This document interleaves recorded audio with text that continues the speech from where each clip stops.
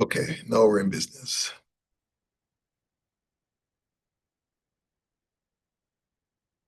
All right, so as I was saying, chapter 4 is where we're going to start today. And again, a lot of what we're going to discuss in this chapter should be a bit of a review of what you did in introductory chemistry or high school chemistry. So as you can see from the title, we're dealing in chapter 4 with reactions, chemical reactions in aqueous solutions. So basically the solvents or the solvent that we'll be discussing here, as far as these reactions are concerned, will be water, right? Now, in order for us to understand a lot of what we're going to discuss today, we have to remember or remind ourselves of the nature of charges. As we all know, there are two types of charges, positive and negative. And if you look at it in terms of what happens in atoms, the protons would be the positive charges and the electrons would be the negative charges, right? So what you're looking at here is a diagram which basically demonstrates how charges behave towards each other. So here we have two particles suspended, and in this case, these two particles are neutral. So therefore, there will be no forces between them, either attraction or repulsion, right? But in the case of this situation here, where one particle is positive and the other particle is negative, there will be, of course, an attractive force between them. Over here, these last two examples are where we have light charges being in close proximity to each other, in which case they will repel each other. So basically, the nature of charges are light charges will attract, light charges will repel, and opposite charges will attract. And it's very similar to how bar magnets behave. I'm quite sure as kids we have played with bar magnets. And magnets has a north and south pole. If you have two magnets and you try to put two like poles close to each other, there will be a repulsive force. Could you get rid of the floating reactions thing? Oh, yeah, sure. Thank you. Yeah, no problem, no problem. So as I was saying, let me see if I can get rid of this here. Oh, I guess I can't. Okay. So as I was saying, it's similar to how bar magnets behave. If you have two bar magnets and you put the like poles close to each other, there will be a repulsive force. But if you point a north pole of one bar magnet towards the south pole of another bar magnet, there'll be an attractive force, right? So it's very similar, all right? Now, what we're going to look at is basically one particular property of ionic compounds, and that is their ability to conduct electricity either in an aqueous solution or in a molten state. Now, that term molten basically is referred to a solid which requires a high temperature for it to melt, right? So ionic compounds generally, if you melt them, you require a very high temperature, and then it becomes a liquid. So that is called a molten state, right? We just apply it to high melting point compounds, right? So in both cases, they will conduct electricity, right? And the reason why is because electricity requires mobile charges, right? Now, in metals or in electrical wires, the mobile charges would be electrons. However, in the molten state or in the solution, the mobile charges would be ions, right? Positive and negative ions, all right? Excuse me. Ooh. Okay. So basically, what we have here, let me just explain this setup here. We have two metal plates which serve as electrodes, which are dipped into your solution or molten ionic compound. They're connected to an external electricity source by electrical wires, right? So basically what will happen is that electrons will flow from here, which is the positive electrode, towards the electricity source. And over here, the electrons will be flowing here to the negative electrode, right? So because this is positively charged, it will attract the negative ions, right? And because this is negatively charged, it will attract the positive ions, right? So this positive electrode is called the anode. This negative electrode is called the cathode. And that is the reason why the negative ions are called anions, because they are attracted to the anode, while the positive positive ions are called cations because they're attracted to the cathode, all right? So basically, you have an electric current flowing right throughout the whole system. It's just that in different regions, there are different particles responsible for the transmission of electrons. In the external wires, that would be the electrons flowing through there. That's basically the electric current in the external part. And then through the solution, you have the ions moving, and they will conduct electricity as well, all right? Okay, so let me see what else we have here. Okay, so I already mentioned the anode and cathode. Let me move on. Okay, so now we're going to get to a discussion of different types of solutions in terms of their electrical properties, right? So the first category of solutions, we call them non-electrolytic solutions, all right? Or they're non-electrolytes.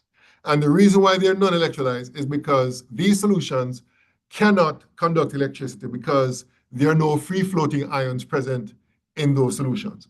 So a good example of this is methanol, right? Methanol is very, very soluble in water, right?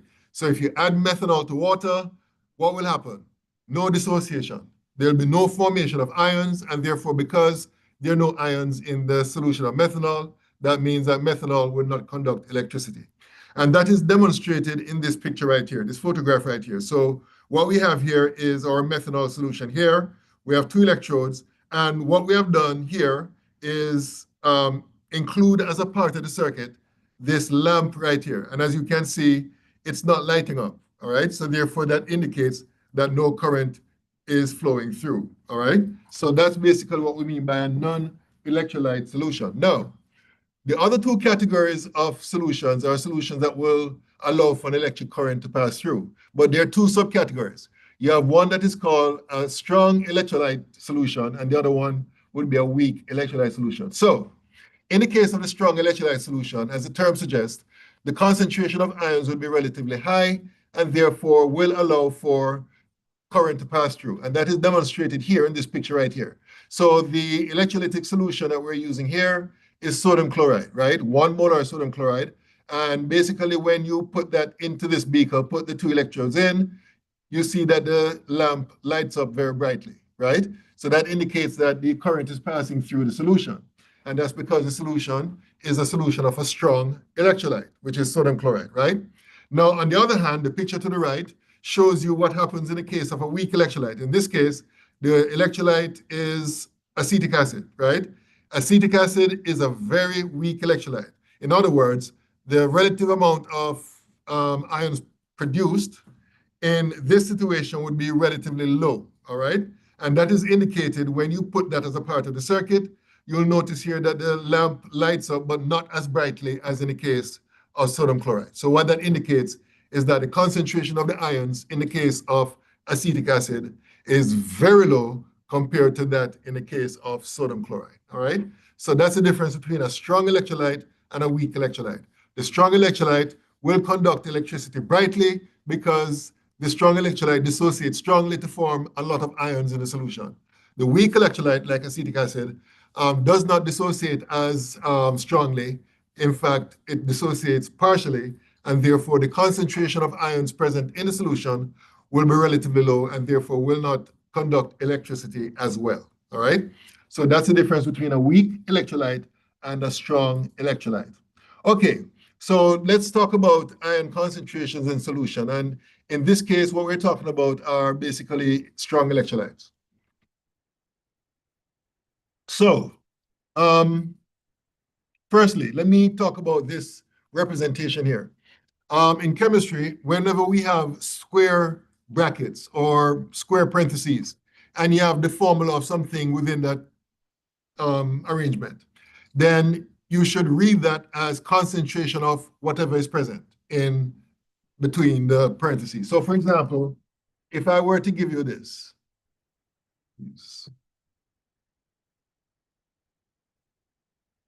if I were to give you this here, come on.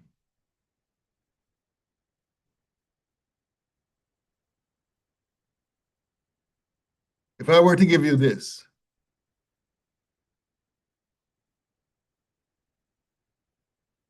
right? you should read this as concentration of HCl is equal to 0.50 m. All right?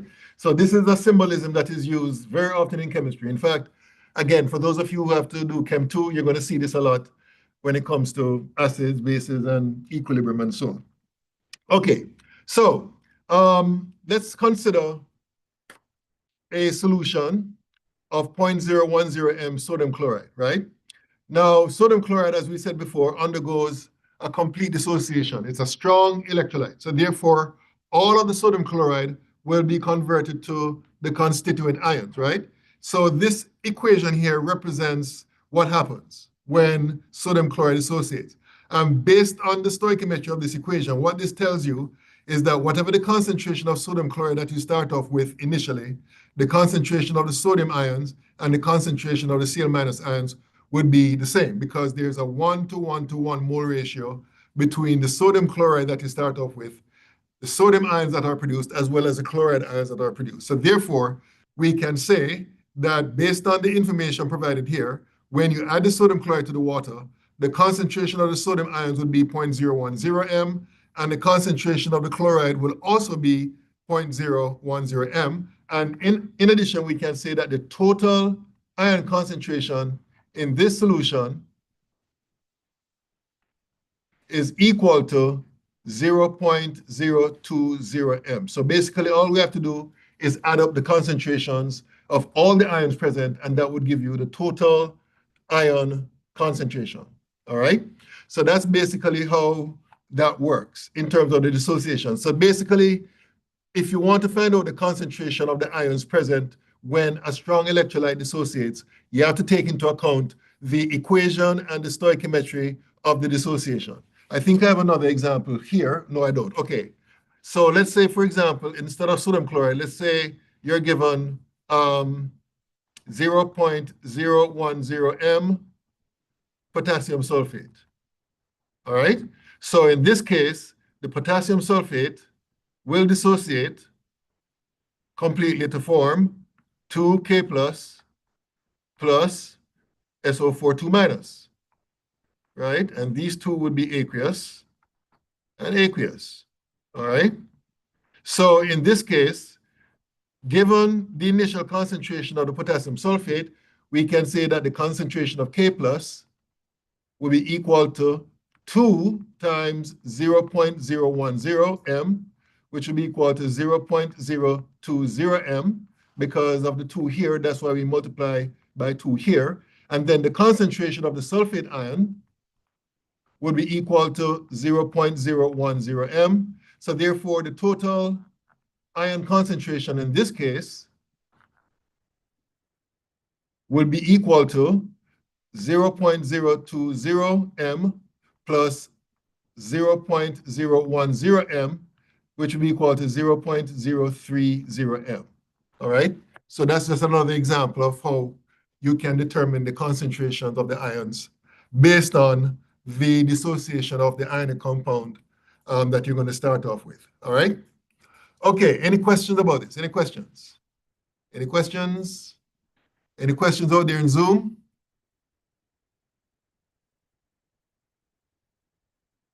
Okay, so next slide. So let's talk about the distinction between strong acids and weak acids. If I remember correctly, we talked about, we just talked about strong electrolytes and weak electrolytes, right? Basically, the same principle applies, right? Weak acids are acids that dissociate partially, right? So basically, if you start off with a certain amount of the acid and you add it to water, only a small fraction of that acid will be converted to ions, right? So as stated here, the rest that does not dissociate remains as the intact molecules. On the other hand, strong acids undergo complete dissociation. In other words, all the acid molecules in this case will be converted to ions, all right?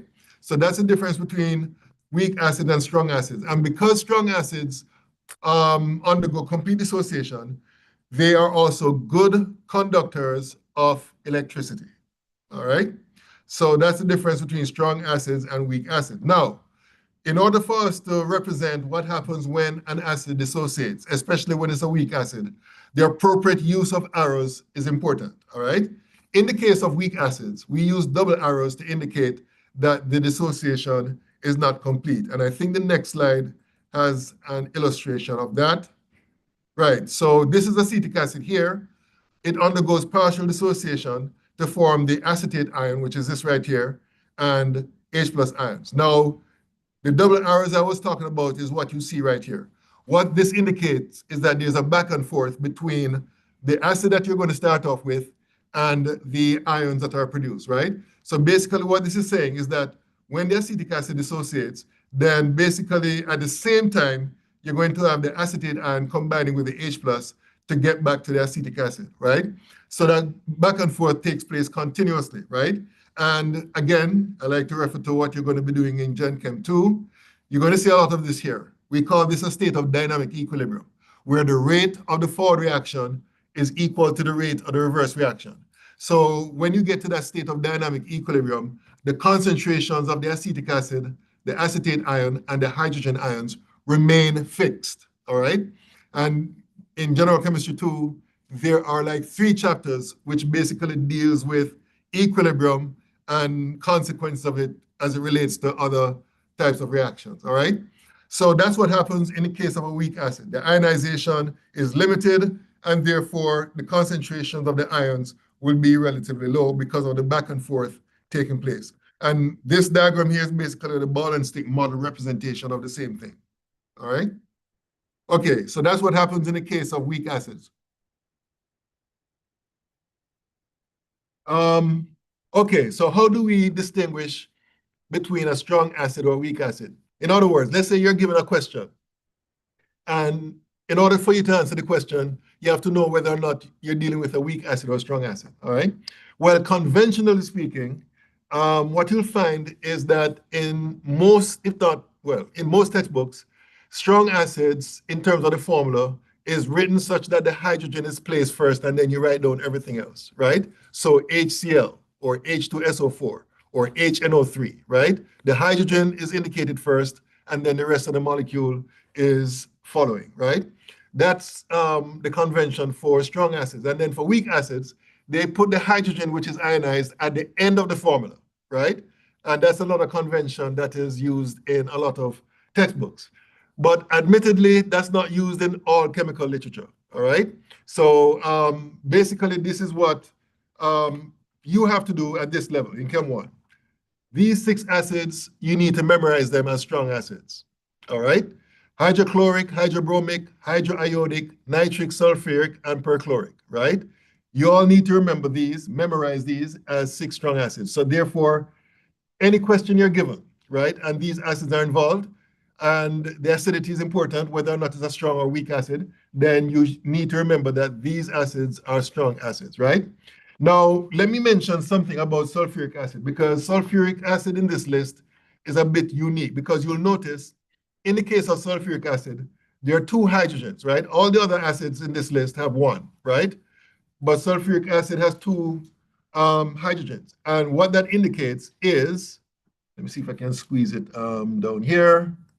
What that indicates is that both hydrogens can be released. Now, let me explain what is happening in more detail as far as the sulfuric acid is concerned.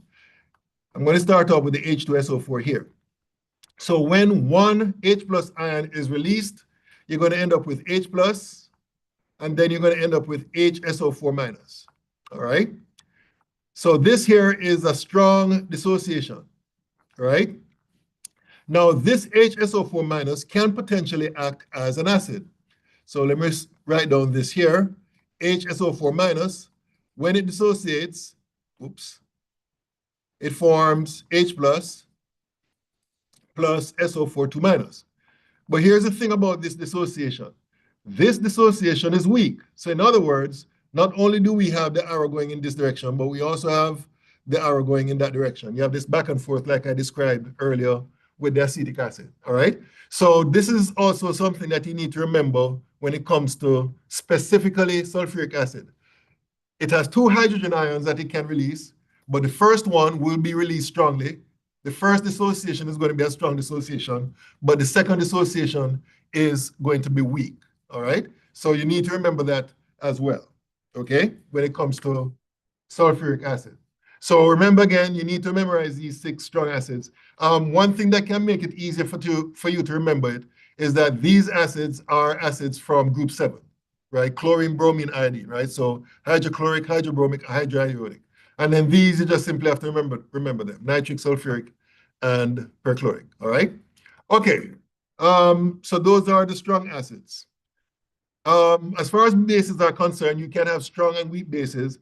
And the concept is pretty much the same. Strong bases are basically ionic hydroxides that completely undergo dissociation in water and therefore are good conductors of electricity. Weak bases, on the other hand, they tend to be molecular compounds which, when added to water, produces hydroxide ions, but the dissociation is not as strong, and therefore they will not conduct electricity very well. And again, you're going to use the symbol of the double arrow to indicate that the reaction does not go to completion. So an example of a weak base would be ammonia, NH3. And in the case of NH3, let me write the equation down here. This is the reaction. NH3 gas, when added to water, will cause this reaction here, NH4 plus OH minus, right?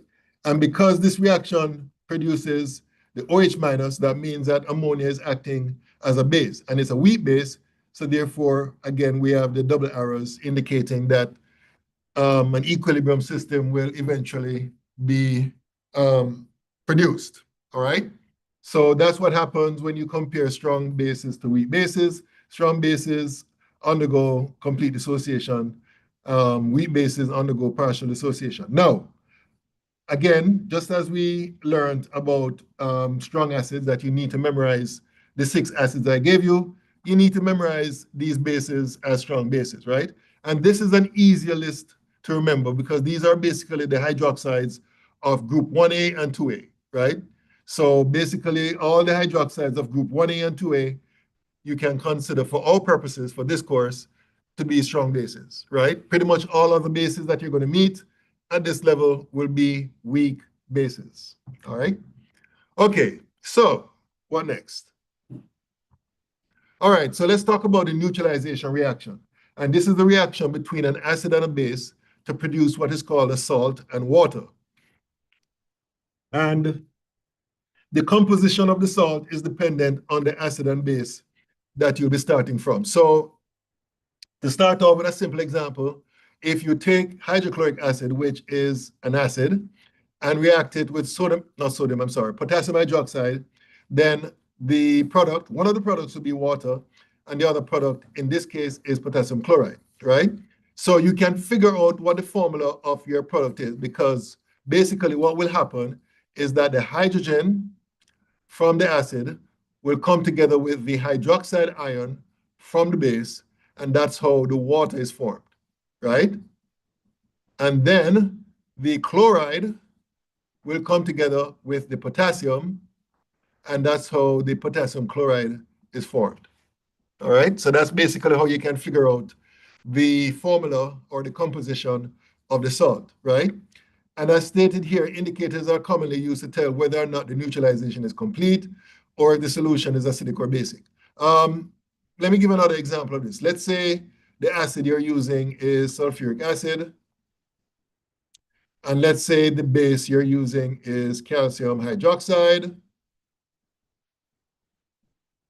You know what, let me use a different base. Let's say the base you're using is aluminum hydroxide.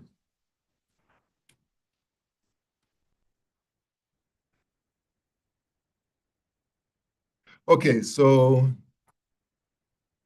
aluminum hydroxide, right? So basically, 2 products will be formed, one of which is always going to be water, H2O, and the other one would be the salt that is formed between the aluminum and the sulfate. So now we have to write down here the formula for aluminum sulfate, and that would be Al2SO4 3. And the only thing that you need to do after this is to balance this equation. So to balance this equation, you're going to need a 3 here, and a 2 here, and a 6 here, and that's it, right? That's how you'd balance the equation. All right? Okay, any questions about this? Any questions? Any questions? Now, before we leave this slide here, let me just say that the name given to this type of reaction, the reaction between an acid and a base, is called a neutralization reaction.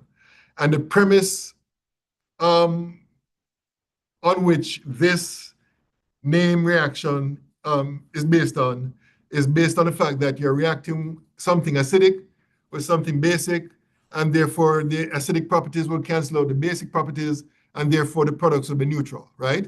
Now, water is always going to be neutral, no question about that, right? But the salt, contrary to the premise, will not always be neutral, all right? And you can actually predict whether or not the salt would be acidic or basic or neutral, right? Fortunately or unfortunately, we won't get into that in this course, right? Again, that is something that is left for you to understand in Chem 2. So I just thought I should mention that, even though it's called a neutralization reaction, in actual fact, in some cases, you're going to get a basic salt being formed. In other cases, you're going to get an acidic salt being formed. And yet in other cases, you're going to get a neutral salt. So it all depends on the strength of the acid and base involved. And that's all I'm going to say about that, because as I said before, that will be covered in Chem 2.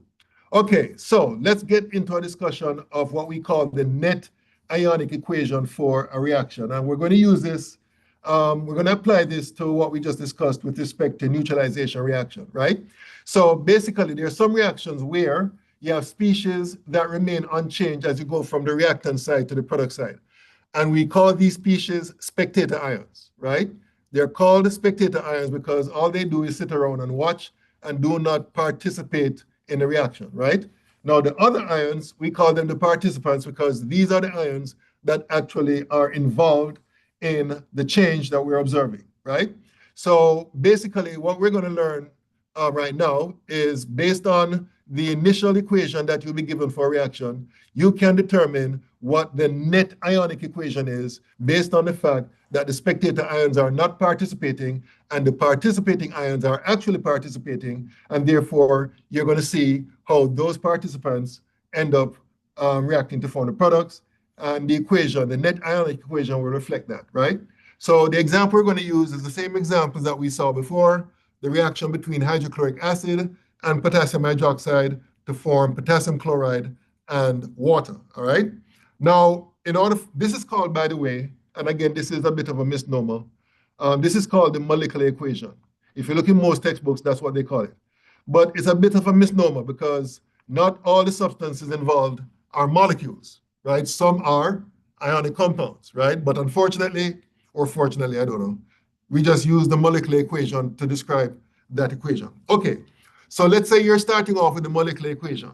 The first thing we need to do in order to get to the net ionic equation is that we have to determine which of these substances will dissociate when dissolved in water, all right? So the first one we're going to look at is hydrochloric acid. And if you remember, I said you need to memorize 6 strong acids, right? Hydrochloric acid is one of them, right? And because hydrochloric acid is a strong acid, it will dissociate completely to form H plus and Cl minus. So here we have HCl, and then it dissociates to form H plus and Cl minus, right? Because it's a strong acid. Then we look at the potassium hydroxide, right? Potassium hydroxide is one of the strong bases which you also need to memorize, right? So therefore, it too will undergo a complete dissociation to form K plus and OH minus. Okay, so that takes care of everything on the reactant side. Now, on the product side, we have 2 substances, one of which is H2O.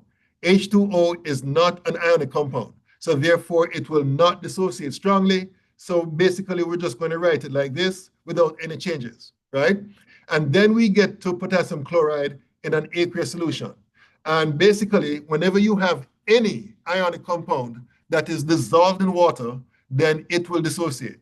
So that is no less true for the potassium chloride. So therefore, the potassium chloride will undergo dissociation to form K plus aqueous and Cl minus aqueous, all right? So we call this equation the ionic equation. Let me write this down here. So this equation here is the ionic equation.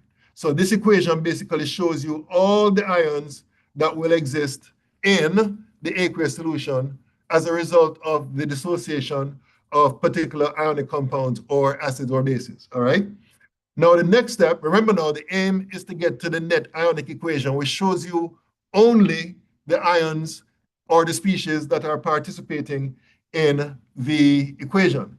In order for us to do this, we need to determine which ions are the spectator ions. In other words, which ions remain unchanged as you go from left to right of the reaction. And if you inspect this equation, the net ionic equation closely, you see that one of the ions that does not remain or does not change would be the chloride ion. In fact, I think I have this already done. Right, the chloride ions will cancel out because you have them on the same, you have the same ions on both sides, and the potassium ions will cancel out, right? So those are the spectator ions, all right? So basically, to get to the net ionic equation, we simply write down what is left. And what is left is H plus OH minus to give H2O liquid, all right? So that's basically how you would determine the net ionic equation for a acid-base reaction. One thing I should have mentioned earlier, and this is very important, whenever you're doing problems like these, always include the state symbols, very important. Always include the state symbols, like aqueous here, liquid here, aqueous here. Same is true for the ionic equation, excuse me, and the same is true for the net ionic equation. Always include the state symbols, all right? Okay, any questions about this? Any questions? Any questions about how do we determine or derive the net ionic equation? Any questions? Okay, so let's talk about titration. Titration, for those of you enrolled in my lab course, I believe you'll get the chance to carry out a titration. I think the experiment that you'll be doing sometime in the future is the analysis of vinegar, right? Vinegar contains acetic acid, and the experiment we're going to do is where we use a base to titrate against the vinegar to determine the percentage of acetic acid in vinegar, right? So titration is basically a type of analysis which we use to determine, well, we can use it to determine several things, but I would say the most common usage of titration when it comes to acid-base reaction is to determine the concentration of one based on the concentration of the other. That's pretty much basically what titration is all about. So to describe what will be happening or what you do in titration is that you're going to, you know what, let me just use the example of what we'll be doing in the lab, right? So basically what you're going to do is you're going to measure a certain amount of the acid and place it in a volumetric flask, right? You're going to add to that a substance, which is a dye, known as an indicator. An indicator is a substance which takes on different colors based on the acidic properties or the basic properties that the dye is in. So the dye that you'll be adding to your volumetric flask with the acid is called phenolphthalein, and it has a color of red in acid and colorless, I'm sorry, what was I saying? Colorless in acid and red in base, all right? So when you add your indicator to your acid solution, it's going to be colorless. And then you're going to add to that from a piece of glass we know as a burette. You know what? Let me show you a diagram here. I think I found this in Google. I think this would better. Burette. I think that's what I entered. Let's see.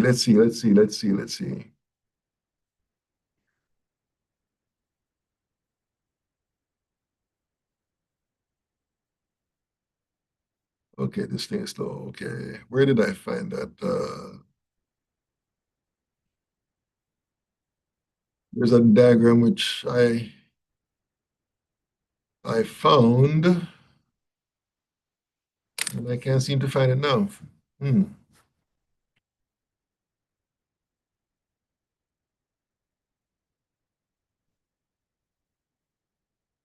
Okay.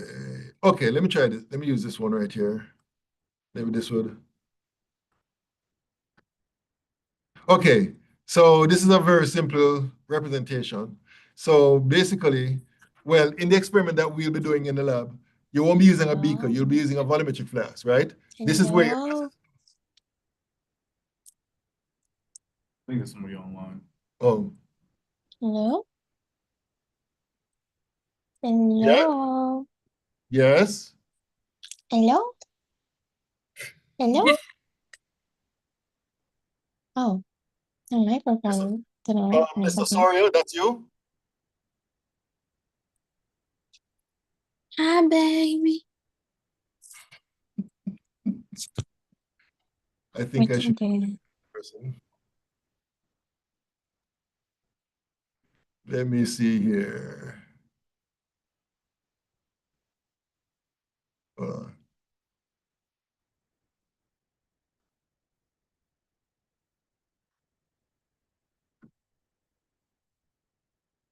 Oh, she's gone. All right. Okay, interesting. So as I was saying, instead of a beaker here, you have a volumetric flask, right? This is where your acid solution is going to be. Your base is going to be here. Now, let me just explain something about the burette.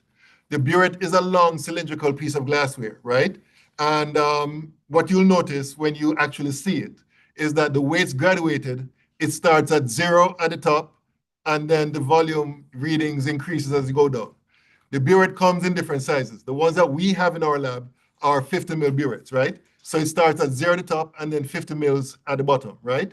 And the important thing about the burette that you're going to learn when you use it is that you're not measuring the amount of liquid that's in it when you're using it.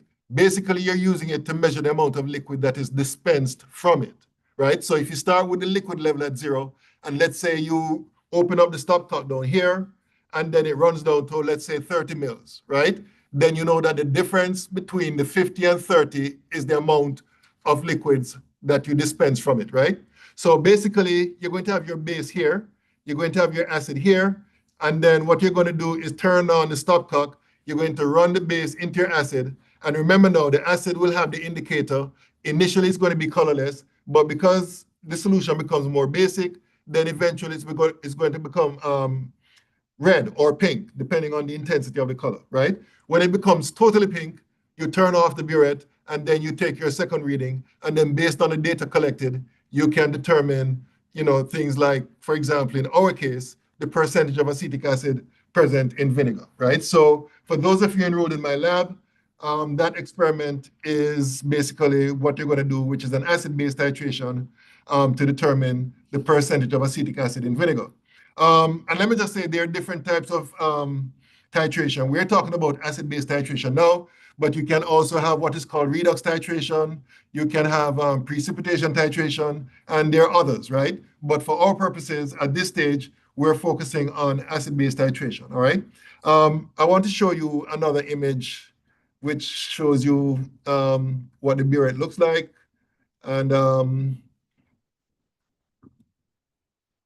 oh, here's a better picture. I don't know how I missed this. In fact, this is more representation, a better representation of what you'll be doing in the lab. Let me, oh gosh, okay, looks like I lost that picture. Oh, here it is, right here. This is it right here, right? Your base is going to be here in the burette. You're going to have your acid solution here. You're going to have your indicator, right, which will be colorless in acid. But when you add your base, when all the base or when all the acid has reacted with the base that is added, it's going to become pink, right? And this is the actual setup because you'll be using a stand. You'll be using what is called a burette clamp. That's what this is. That secures the burette in place, all right? So that is something for you guys to look forward to. Again, if you're in my lab class, right? This is basically the setup that you're going to be using. Okay, so that's it as far as titration is concerned. Let me go back to the PowerPoint. Okay, yeah, I think that's all I can say about that. I mean, I can't say anything much excepting stay tuned and look forward to doing this experiment. Okay, another aspect of acid reactions that acid will undergo is that when you add acid to certain substances, it involves the formation of a gas, right? So that is what is being shown here in this slide. So we're going to deal with the different types of ions that when react with acid, it forms gases. So the first two in this list here is where you have either a bicarbonate ion or a carbonate ion, and you're adding acid to it, right? In both cases, the gas produced will be carbon dioxide, right? And this picture here is actually a demonstration of that, right? So what this person is doing is squeezing lemon juice, which contains citric acid, to sodium bicarbonate here. So you can do this at home, and what you'll find is that gas will be produced, and that's carbon dioxide. You can also use, instead of lemon juice, you can also use vinegar, right? Because vinegar contains acetic acid. Same thing is going to happen. When you add the vinegar to the,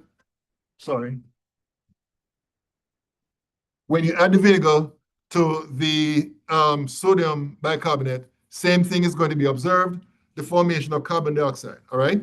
Now, the second pair, if you add acid to anything containing the bisulfide ion or the sulfide ion, then you're going to get a gas which is SO2, right?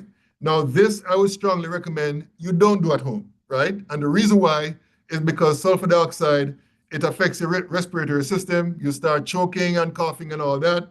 So I would not recommend, I don't know where you'd find compounds which contain sulfide and hydrogen sulfide, you know, like in the supermarket or whatever.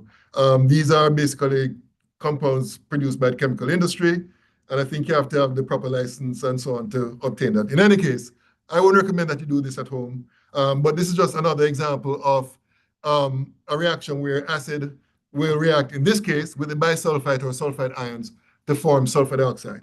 And then the last pair, if you add acid containing, or to anything containing hydrogen sulfide or the sulfide ion, you're going to get H2S, hydrogen sulfide. Again, I would strongly recommend you don't do this reaction at home. And the reason why is because apart from the fact that H2S is a very awful smelling gas, it smells like rotten eggs, right? It is also very toxic, all right? So again, I would not recommend that you carry out that reaction at home. In fact, from what I've read about the effect that hydrogen sulfide would have on your body is that initially, let's say, for example, this room was filled with hydrogen sulfide and you walked into it, immediately you're going to smell it. But if you stay long enough, then of course your ability to smell it will decrease. And my understanding is when you get to that point, then it's pretty much too late. It's already built up in your blood system to toxic levels, and therefore you don't have anything much to look forward to except being asleep for the rest of your life. So again, I would not recommend that you try this reaction at home, all right? Okay, so let's talk about, what time is it? It's 12:02, okay. So let's talk about precipitation reactions, all right? What do we mean by this term precipitation? Okay, a precipitation reaction is one where if you take two solutions containing, different reactants and you mix them together, you get the spontaneous formation of a solid, right? That is what we mean by precipitation, right? And the solid that is formed is called a precipitate, all right? So an example is being shown here. If I'm not mistaken, what is being shown here is the addition of lead, oh, I hate red ink.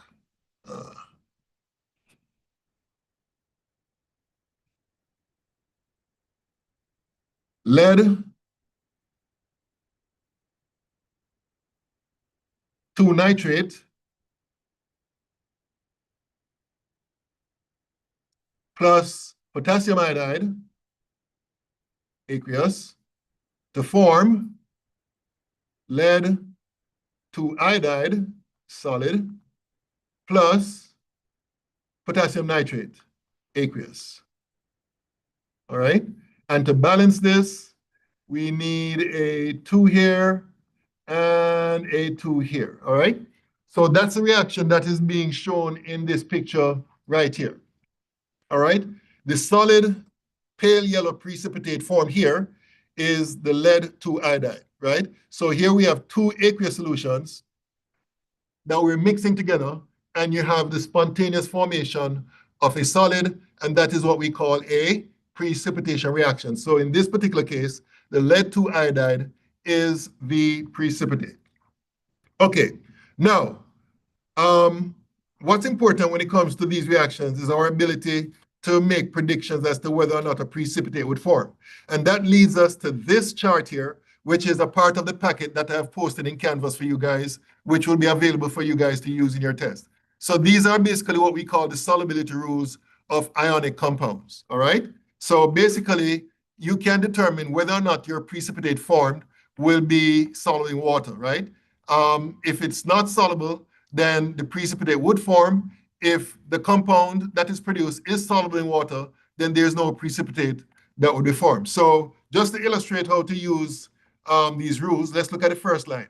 The first line says almost all nitrates, acetates, perchlorates, and group 1A metal salts and ammonium salts are soluble, right? So any compound, any ionic compound that fits this description is soluble. Look at the second line. It says most chlorides, bromides, and iodides are soluble, but there are exceptions, namely lead 2+, silver+, and mercury 1 ion. This is called mercury 1, all right? So basically what the second line is saying is that pretty much all chloride, bromides, and iodides are soluble, but if these ions are combined with any of these 3 ions, then that resulting compound would not be soluble, and if they're formed, then a precipitate will be formed, all right?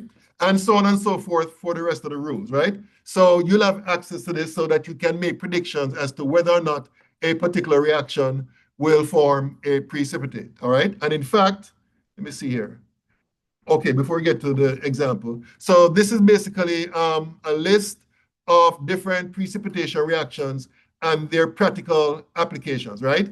And I'm not going to go through all of them. In fact, I'll just talk about the first one. So this reaction here, this precipitation reaction here, is basically where we use aluminum ions to remove hydroxide ions from wastewater or whatever. And basically, you're going to have the formation of the precipitate, which you can remove, all right? So that's just one example, and there are other examples that are listed here that you can look at. Now, let me give an example. Let me get out of this here and bring up Word. So the example I'm going to use is one that we saw before, the reaction between lead. Okay, what's going on here? The reaction between lead nitrate and potassium, I'm sorry, yeah, lead nitrate and potassium iodide. So let's say you're given PB,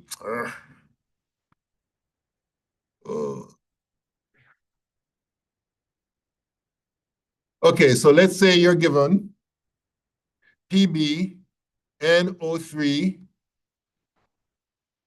2 plus potassium iodide, aqueous, right?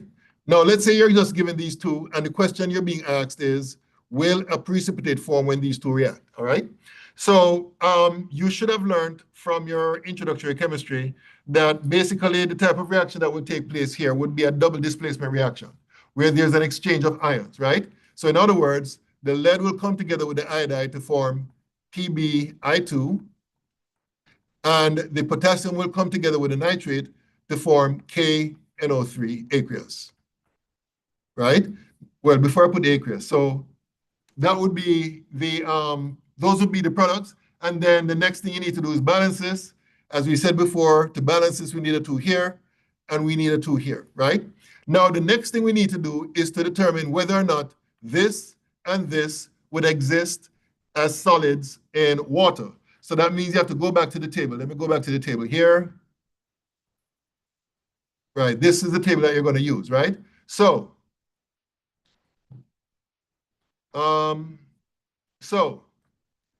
let's deal with the PbI2 first. Would that form a solid in water? So according to the table, right, most chlorides, bromides, and iodides are soluble. But look at the exception. One of the exception is lead, right? If lead 2+ is combined with any of these, then that would form a solid. So that means that the lead iodide here, the lead 2 iodide here, will be a solid. So therefore, we're going to put S beside it to indicate the state, right? Then we look at the potassium nitrate. So let's go to the table again. According to the table, almost all nitrates are soluble. And not only that, but group 1A metal salts are soluble. Potassium is a group 1A metal ion, right? So therefore, if it's combined with anything, then that particular compound will be soluble. So therefore, in this case here, this will not be a solid. The potassium nitrate will not be a solid, so we're going to put AQ here, right? So that's basically the equation for this reaction. Now, if you remember, we talked about determining the net ionic equation for an acid-base reaction. We can do the same thing for a precipitation reaction. This equation here, in doing this exercise, will be what we call, again, the molecular equation. Again, this is a bit of a misnomer because there are no molecules involved. But again, in chemistry textbooks, that's what they call it, all right? So the question now becomes, how do we get from the molecular equation to the ionic equation, just like we did in the case of the acid-base reaction? In this case, any ionic compound that dissolves in water will exist as ions in the aqueous solution, right? Any ionic compound that is dissolved in water will exist as free ions. The ion, it will dissociate to form the free ions. So what that means in the case of lead-2 nitrate is that this will dissociate to form Pb2 plus aqueous plus NO3 minus.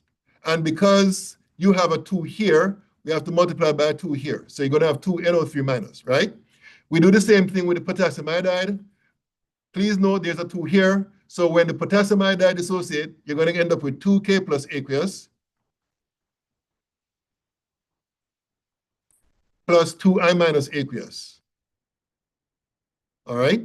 And then finally, well, not finally, but on the other side, we have lead iodide, lead-2 iodide, but note it is a solid, right? So what does that mean? It means it does not dissociate. So we just simply rewrite it as it is down here, right?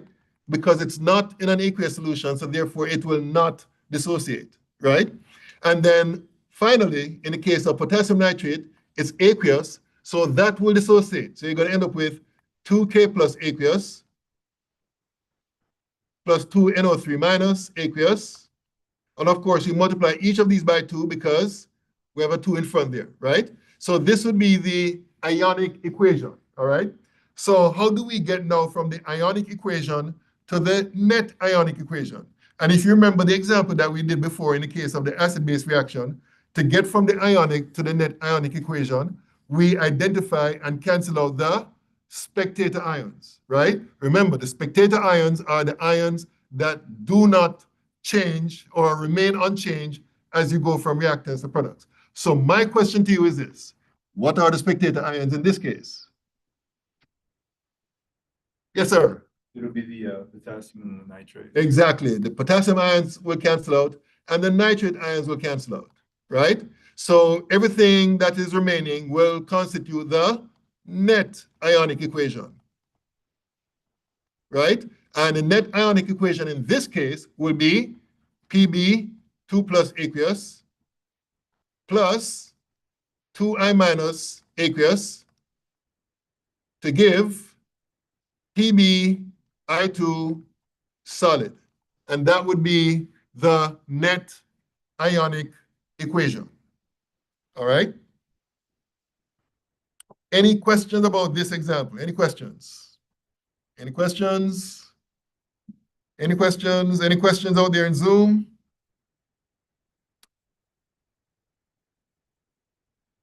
Okay, so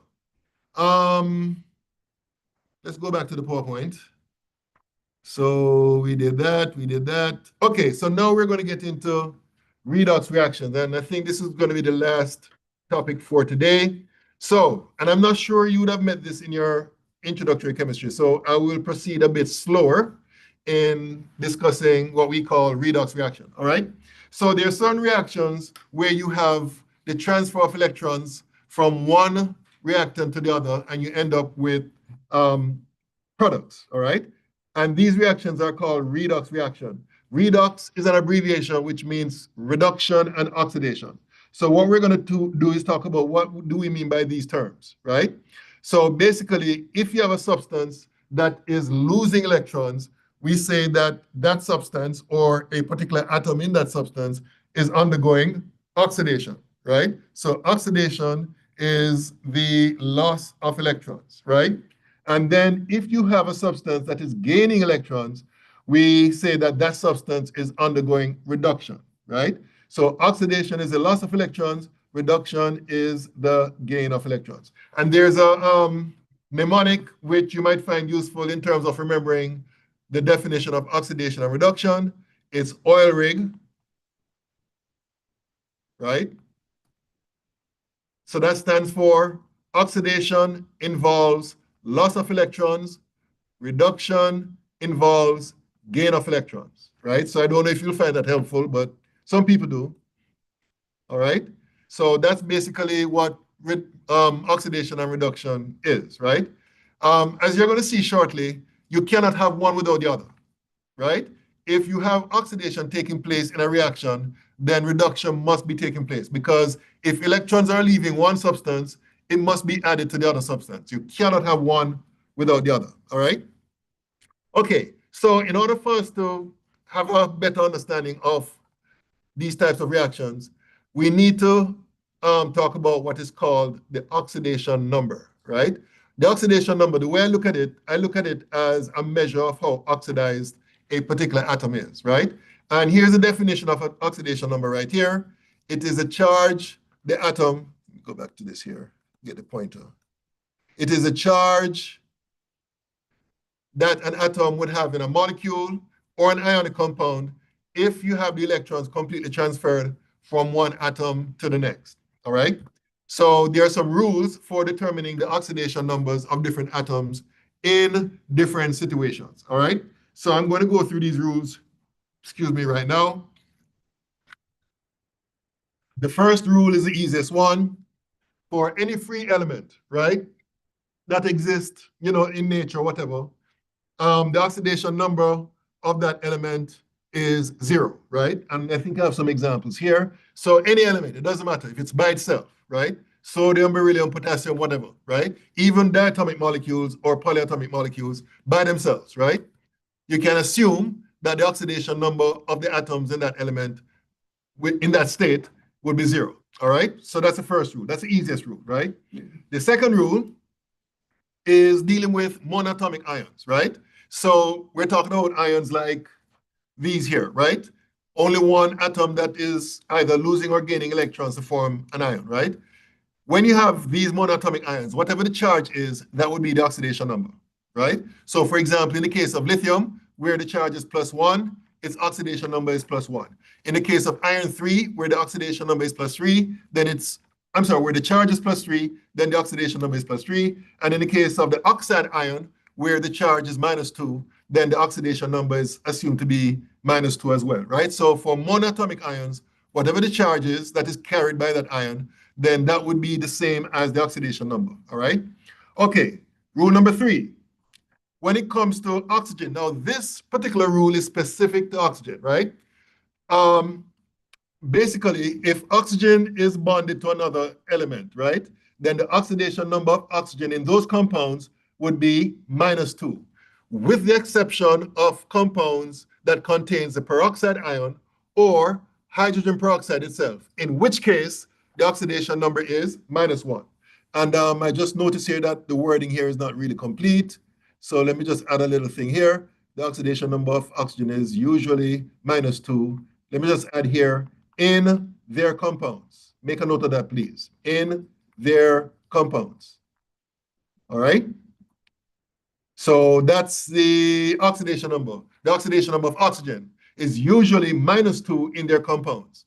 However, in the case of peroxide, anything that contains the peroxide ions or hydrogen peroxide itself, the oxidation number of oxygen is -1, all right? So that's rule number 3.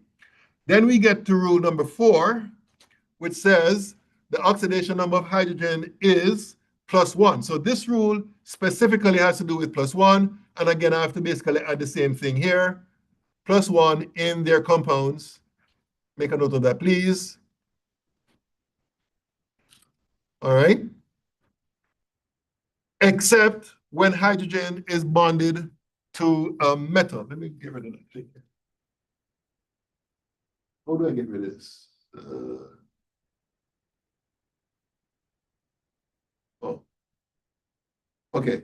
So if you have hydrogen in a compound, its oxidation number is usually +1, excepting if the hydrogen is bonded to a metal, in which case the oxidation number of hydrogen in those situations will be -1. All right? Okay. Rule number 5. And this has to do with certain groups. Group 1A metals, the oxidation is +1. Oh, and I need to add the same thing here in their compounds. Let me write it here. In their compounds. All right. So basically what we're saying here in this particular rule is that elements in group 1A, when they are combined with other elements, their oxidation number is going to be +1. Elements in group 2A, when combined with other elements, their oxidation number is going to be +2. And fluorine is very special, right? Fluorine bonded to anything is always going to be -1, without exception, right? So fluorine can only have one oxidation number, and that's -1 when it is bonded to other substances. So fluorine is a very unique element when it comes to oxidation numbers, right?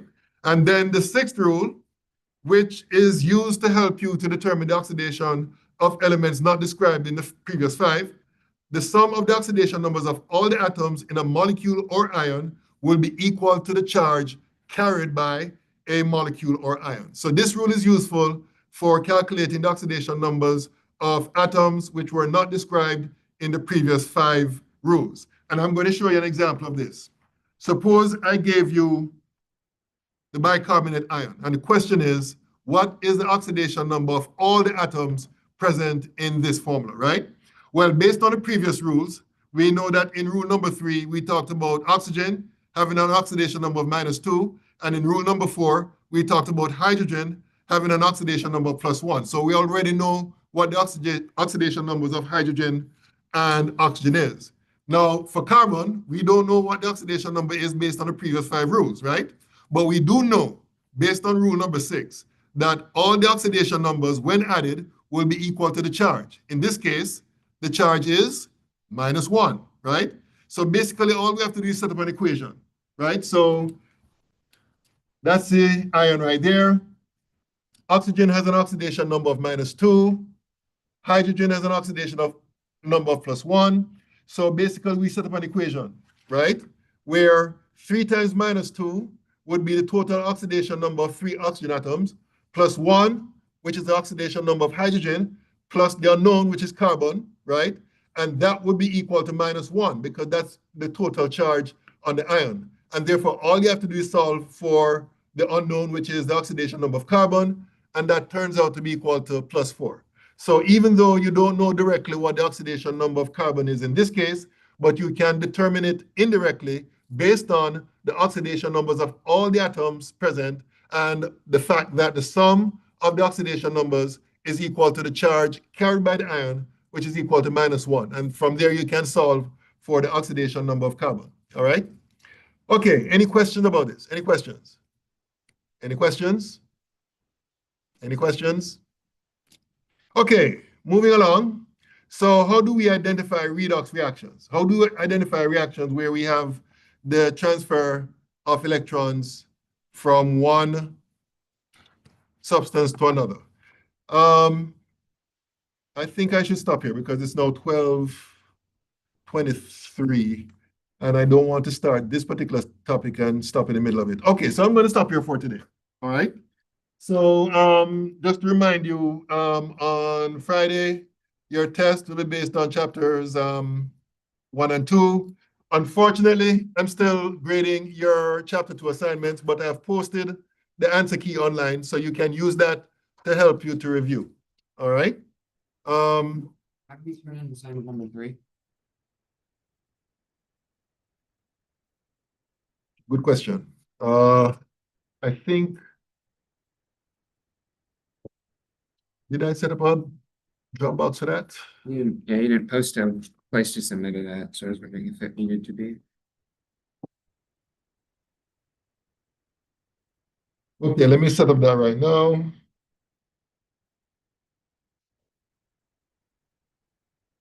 Okay, so today is hold on. What am I doing? Okay, so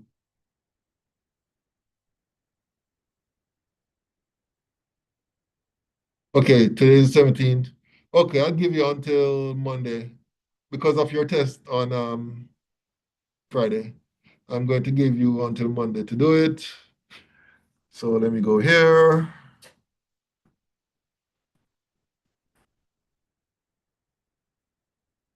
Yeah, let me do this.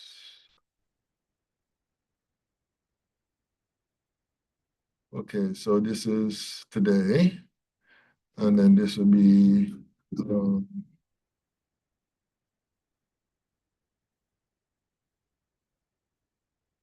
Monday. And then hit save. Okay, so it's going to be due on Monday. All right. So make sure you submit it as a PDF document and all that good stuff. All right. Did I get everybody's Yeah. attendance? Barner is here. Davis. Okay, so Davis is here. Nelson. Talon. Okay, that's it. All right, so I'll see you guys on Thursday. Of course, if you have any questions in preparing for your test, feel free to contact me or come by my office during my office hours, all right? Okay, so let me do this. What's everything that you're gonna provide with us tests? Okay, so basically, the tables, That's so like the ones for the ions, like the charges and all that? all that would be provided. Okay, so we just basically need to bring like the, Your pen, calculator, and that's it. I'll provide the test and the tables. thank you. Yes, sir.